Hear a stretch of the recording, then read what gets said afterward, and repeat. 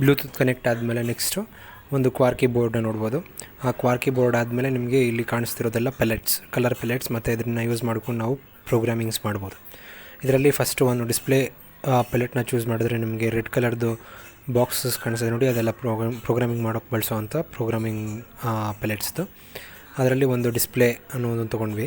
Next event ಪ್ಯಾನಲಲ್ಲಿ ಒಂದು green flag clicked ಅಂತ ಒಂದು ಪ್ರೋಗ್ರಾಮ್ನ ತೊಗೊಂಡ್ವಿ. ಅದು ಎಲ್ಲ ಪ್ರೋಗ್ರಾಮಲ್ಲೂ ಕಾಮನ್ನಾಗಿ ಯೂಸ್ ಮಾಡೋವಂಥ ಒಂದು ಪೆಲೆಟ್.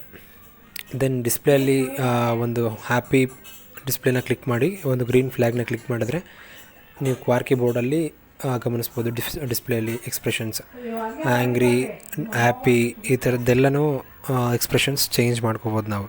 ಹಾಗೆ ನೋಡ್ತಿದ್ರೆ ನಿಮಗೆ ಬೇಸಿಕ್ ಎಕ್ಸ್ಪ್ರೆಷನ್ಸ್ ಕಾಣಿಸ್ತದೆ. ನೆಕ್ಸ್ಟ್ ಕ್ರೈಯಿಂಗ್, ಈ ಥರದ್ದು ಎಕ್ಸ್ಪ್ರೆಷನ್ಸ್ ಚೇಂಜ್ ಮಾಡ್ತಾ ಅದರಲ್ಲಿ ಗ್ರೀನ್ ಫ್ಲ್ಯಾಗ್ನ ಕ್ಲಿಕ್ ಮಾಡಿದ್ರೆ ಆ ಪ್ರೋಗ್ರಾಮ್ ರನ್ ಆಗ್ತಿರುತ್ತೆ. Crying, okay. ನೆಕ್ಸ್ಟು ಈ ಥರ ಸರ್ಪ್ರೈಸ್, ಈ ಥರದ್ದೆಲ್ಲ ಮಾಡ್ಬೋದು. ನೆಕ್ಸ್ಟು ಅದಾದಮೇಲೆ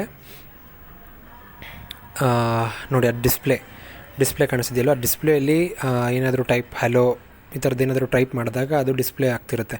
ಡಿಸ್ಪ್ಲೇ ಆಗಿ ಯಾವ ಕಲರಲ್ಲಿ ಬೇಕೋ ಆ ಕಲರಲ್ಲಿ ಡಿಸ್ಪ್ಲೇ ಆಗ್ತಿರುತ್ತೆ. ನೆಕ್ಸ್ಟು ಏನಾದರೂ ಚೇಂಜ್ ಮಾಡಿ ವಿ ಕ್ಯಾನ್ ಕ್ರಿಯೇಟ್ ಇಟ್.